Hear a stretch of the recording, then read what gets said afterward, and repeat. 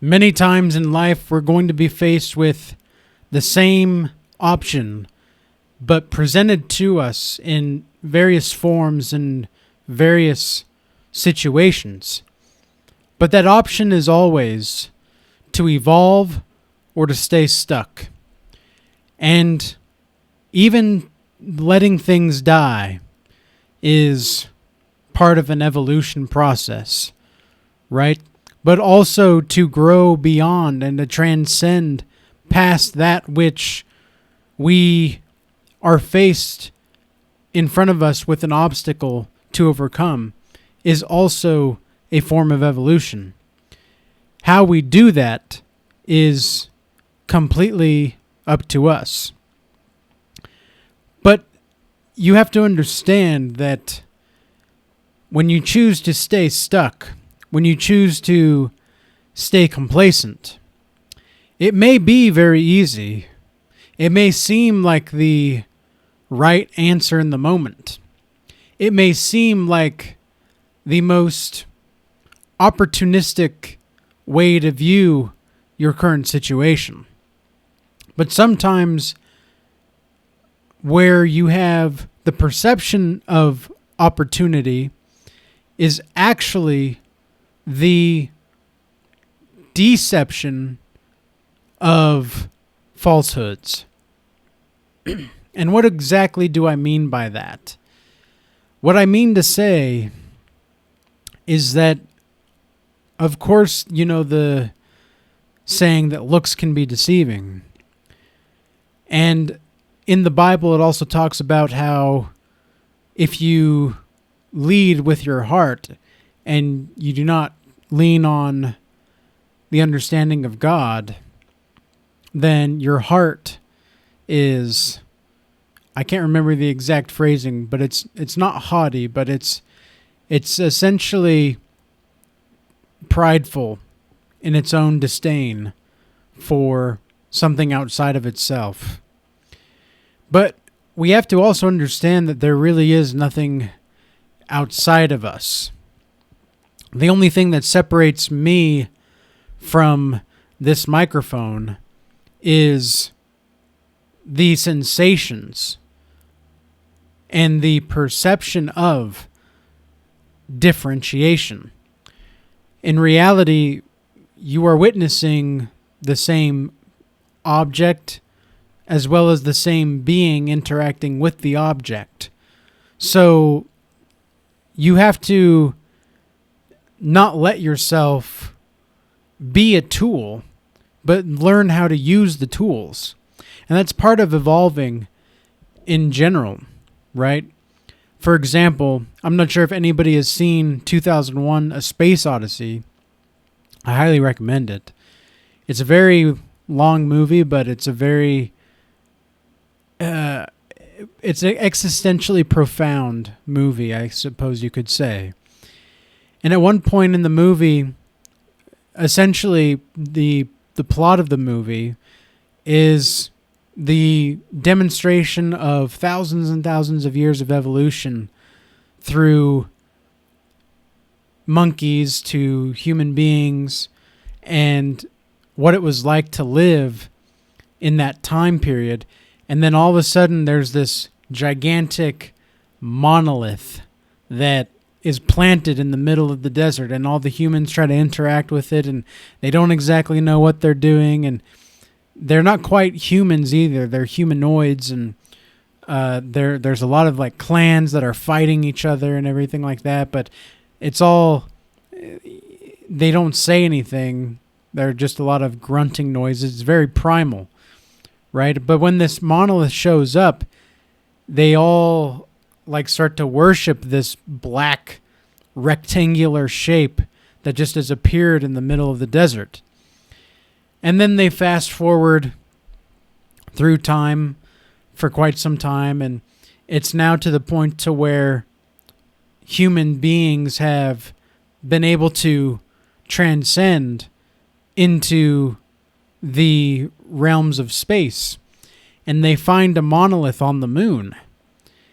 And again, there's this like huge process of evolution that happens following the discovery of this monolith. And I don't want to give too much of the story away, so I'll be kind of vague about it, but I think you guys get the point of the story, is that every time this mysterious thing showed up, there was a gigantic shift in evolution. And that's really what happens to us as human beings, is that whenever there's something that is mysterious to you, that draws you, that wants to teach you something, and it almost takes a hold of you, right? It almost grasps your imagination in a way that you almost can't not run wild thinking about it. And in your thinking about it, you develop certain ways to progress in your own stream of consciousness and your own stream of self-improvement and self-development. And so the idea is that you learn how to use objects to further advance evolution. The thing is that when you treat people as objects, when you treat people as things to evolve from, you're going to fail. And I know this because I've tried it in the past, years ago, and I failed.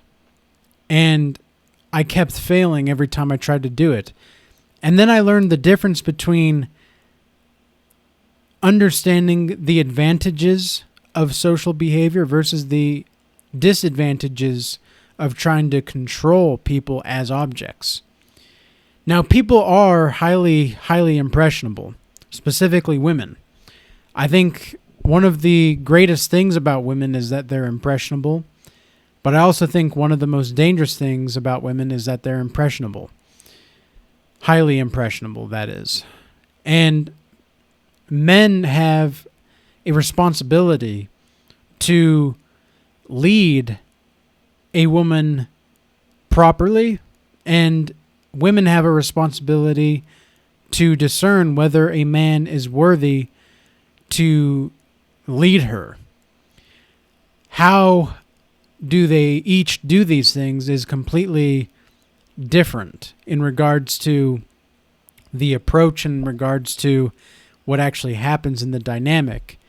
But I truly do believe, and I genuinely believe, that you evolve with men and women working together far more than if you're trying to stay stuck in some kind of illusion of control or power. Because a lot of the times in relationships, and for anybody that's been in traumatic relationships, they know this, it's that narcissists and highly controlling people, they seek power over you. Manipulative people, they seek power over you. And I can tell you story after story about women in my past that have tried to make me jealous or that have tried to gain power over me through jealousy. And I can tell you stories upon stories about men that were trying to get information from me so that they can berate my competence down the road, and that they can falsely accuse me of being incompetent and having no integrity down the road. If there's anything that I've learned throughout my evolution as a human being, it's that human beings, generally speaking, men and women, choose to stay stuck more than they choose to evolve.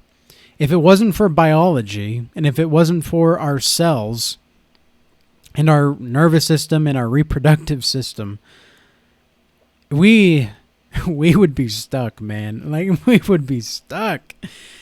And the reason we would be stuck is because we have grown so accustomed to wanting the easy route, wanting to not check out the mystery, wanting to not evolve, because evolving can hurt sometimes.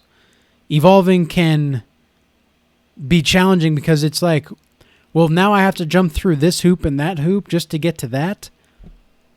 Oh, I don't want to do that. I think I'd rather just follow the crowd. Because following the crowd is easy. You don't have to change much. But when you actually have to change, especially if you're trying to be in a relationship with someone that you really want, or that you're trying to impress, or whatever it is that you're trying to just be with them. You're trying to retain this person in your life. You have to perform at a certain level in different areas of your relationship, no matter what kind of relationship it is.